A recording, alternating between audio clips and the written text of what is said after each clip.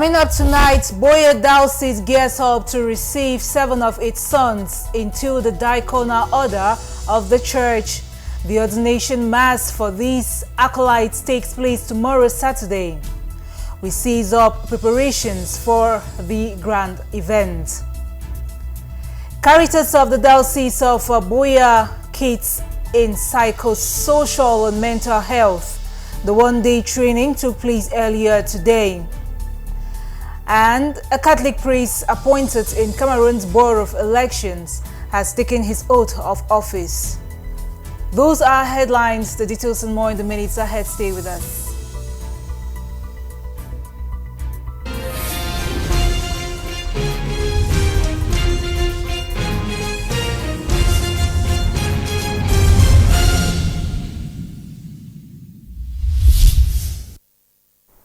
Good evening, ladies and gentlemen. Many thanks for joining us on this last edition of Divine Mercy for this week. I am Samailin. For a presentation, we begin with this one. Prelude to the diaconate of 7 acolytes tomorrow, June 28, 2025, for the Diocese of Boya. A rehearsal session has taken place hitch-free at the Divine Mercy Co-Cathedral this Friday. The 7 candidates are now abreast with the ordination rite and the nature of the Mass that will be presided at by the local ordinary, His Lordship Michael Bibi, and liturgy led by the Tico Dinari Choir. Details right ahead. It is the eve of the diaconate ordination of 7 acolytes: Clifford Zongche, Cyril Nke Fogu, Victor Swili Banseka, Serge Ngasa, Evans Joabe, Evaristos Mokong, and Carl John Keeley. These 7 acolytes will on Saturday, June 28, 2025, ordained deacons by the Chief Shepherd, His Lordship Michael Bibi. Prior to the event that will hold at the Divine Mercy Co-Cathedral, Moliko Boya, starting 9 a.m., the Diocesan Master of Ceremony, Reverend Father A.Pierre Emmanuel, greeted the acolytes during a practice session with the objective of keeping them abreast on the ordination rite and the Mass in general. You promise respect and obedience to me and my successor? I do. The God who has begun the good work in you, bring it to fulfillment. Do you resolve to discharge the office of deacon with humble charity in order to assist the priestly order and to benefit the Christian people? I do. The Christian community is also present and took some lessons from Reverend Father Pierre on how the ordination Mass will look like and what is expected of them in the course of the ordination Mass. Of the diaconate, then we'll answer with you. Then after that one, we clap to tell me to go and then we clap to that time. So glad see people don't be there. Tico Dinari Choir leads the liturgy and has burnt the midnight oil to give the Mass the beauty and flair it deserves.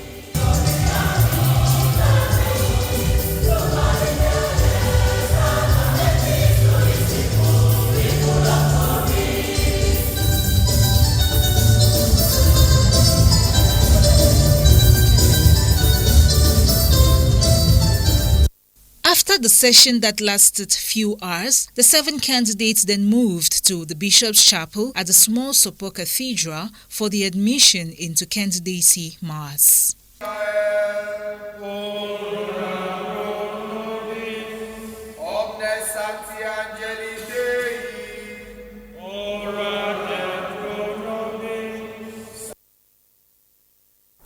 Moving on, some kids drawn from different communities in Boya have expressed joy after an engaging one-day spent at Caritas Boya. This was during a psycho-social and mental health platform aimed at relieving the children via engaging games. The event, which is part of Caritas' ongoing efforts to promote mental well-being and resilience among children, brought together orphans and vulnerable kids. Hilarion Tukov was at Caritas today and brought back this report. Achanji Blessed, one of the children present here, beautifully narrates her unforgettable experience from the one-day mental health and psychosocial support event organized by Caritas Boya this Friday, June 27, 2025 at their premises. I am from Maka. I want to thank Caritas. So Caritas, I enjoy playing games and I promise to come here next time. The impactful platform brings together orphans and vulnerable kids from various communities across Boya, including Munya, Tole, My 16, Dongo and others, empowering them to overcome challenges and depression through engaging games. The mental health and psychosocial support officer at Caritas Boya laid emphasis on the significance of this initiative. So we are here for a mental health and psychosocial support activity. It's actually a recreational activity. With me are children from different parts of Boya. We are just within Boya. We have children from Tole, we have children from Moliko, Munya, Bomaka, My 16. And it's actually a recreational activity with the team. The main team is to play, to heal, and to grow. So when the children are playing, they're actually healing from any trauma, and from healing they will actually become healthy personnel. So that's why we are here. Because most of these children have undergone some traumatic experiences in their lives. So we are trying to bring them here so that they can overcome these traumas and be healthier. Through a series of interactive games and activities, the children share their joy and express gratitude for a day filled with hope and connection, thanks to Caritas. They help the orphans and they help children. I thank them so much. We are grateful. I play slide down, play basketball, and then I play football. Thank you, guys. The commitment to psychosocial community support for orphans and vulnerable children stands as a vital program organized by Caritas Boya, cultivating resilience and healing in the lives of these kids. Away from that, Father Matthias Bell, Catholic priest from the Diocese of Edea, who was appointed in May by the President of the Republic into a LECAMS board, has assumed his new function. This as he took the oath of office at the High Court in Yaoundé, promising to uphold the dignity of the office. Let's get more in this report compiled by Aloysius Lekier.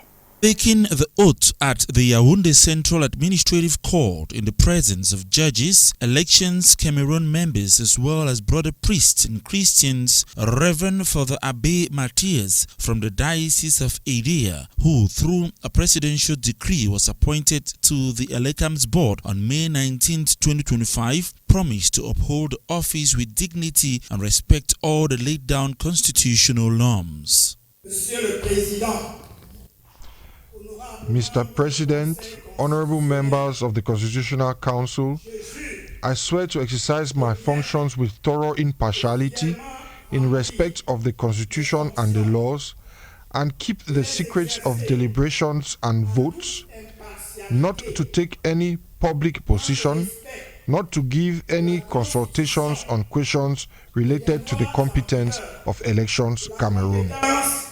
Election Cameroon. Reverend Father Abbé Matthias Bell, holding this strategic position in a time when the nation is preparing to organize the presidential elections, gives many the hope of impartiality and morality with the strict application and respect of the laws put in place in organizing elections in the country. Reverend Barrister Stephen Berinoy, priest of the Diocese of Boya, says the president appointing a priest into the LECAM body is giving a listening ear to the bishops of Cameroon as far as the organization of elections in the country are done. The appointment of Reverend Father Bell Matthias Stefan, who is a priest of the Diocese of Edea, to be part of the LECAMS board in Cameroon, I think is very positive. Was appointed by the President of the Republic, and appointing a spiritual leader who is coming in. It is presumed that the priest will bring in those principles of fairness, transparency, justice, and is going to be neutral as far as the organization of the elections in Cameroon are concerned. Positively, I think it's good. I don't know if there has been any religious leader in this board, but even if there have been any, I think that the priest is coming for the first time. And appointing a priest, I want to presume that the president has also taken note of the various observations of the bishops of Cameroon as far as the organization of the elections are concerned in the country, as far as the choice of a candidate is concerned. Father Abbé Matthias Bell, after taking the oath, appreciates all who since his appointment by the head of state have been praying and supporting him.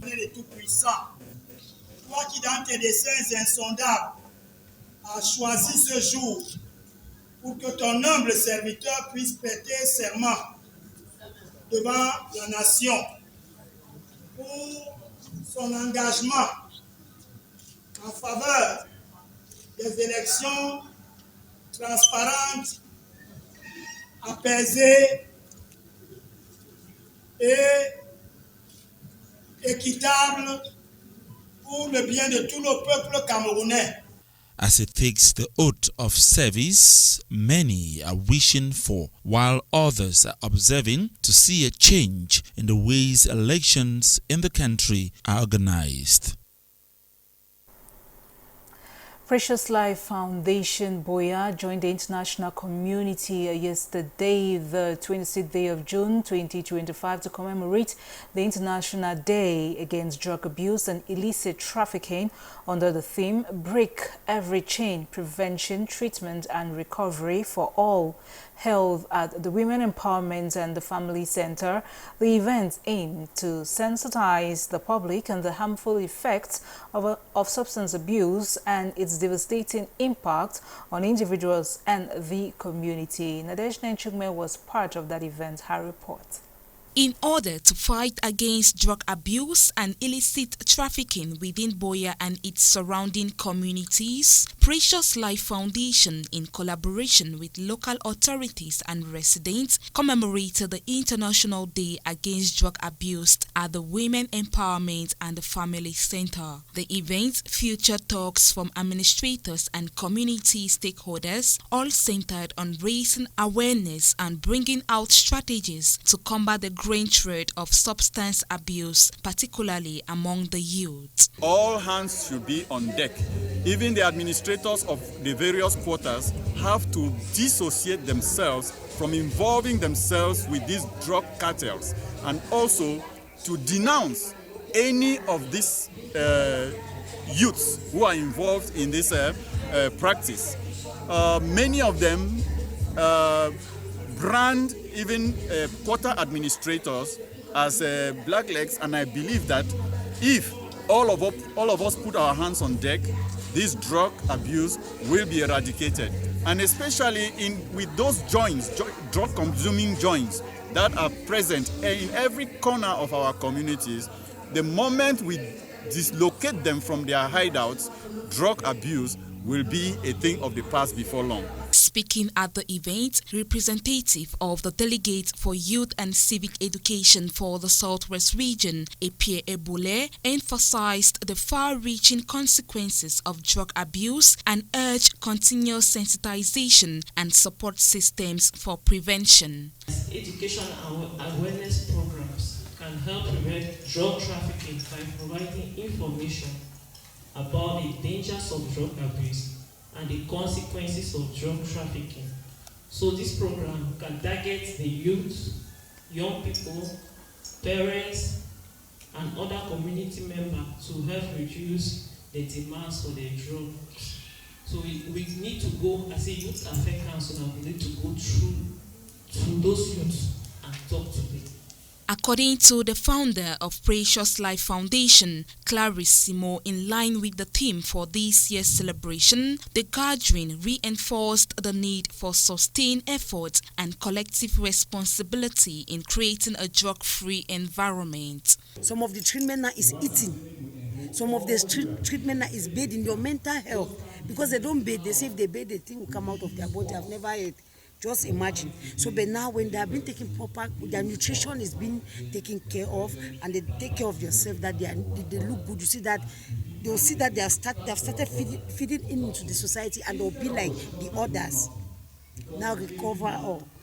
Now we struggle recovery. Now the recovery for all is how now you bring them into the society, bring them to yourself. After they have been taking care of their nutrition and everything, then now you are recovering them back and bringing them back to those that have run away from their families. Now they will come back, and then they will be this precious, as we say, precious.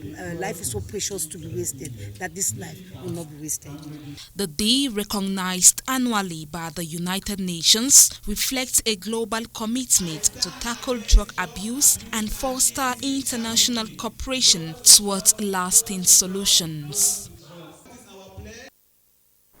You're welcome back. Now, in news out of Cameroon, a year after the arrival of the first Kenyan police contingent in Haiti, top Haitian and United Nations officials gathered in Port-au-Prince to commemorate the commitment in restoring peace after 1 year of the arrival of the first Kenyan police contingent in Haiti.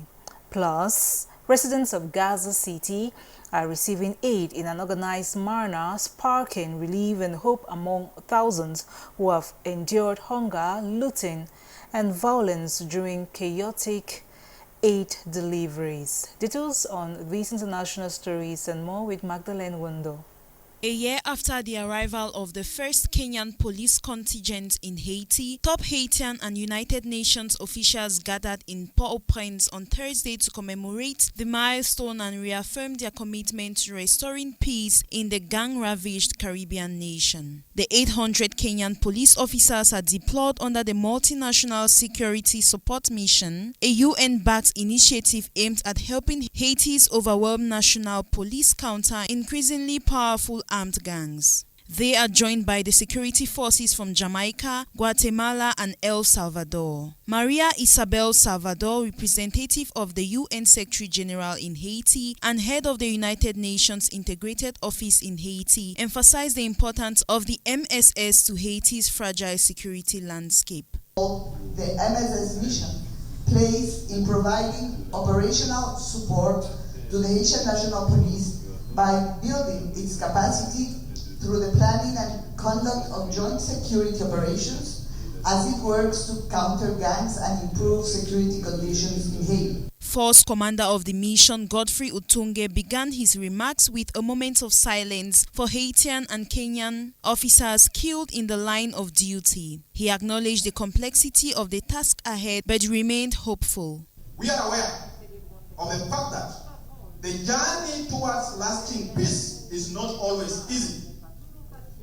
It is complex and challenging.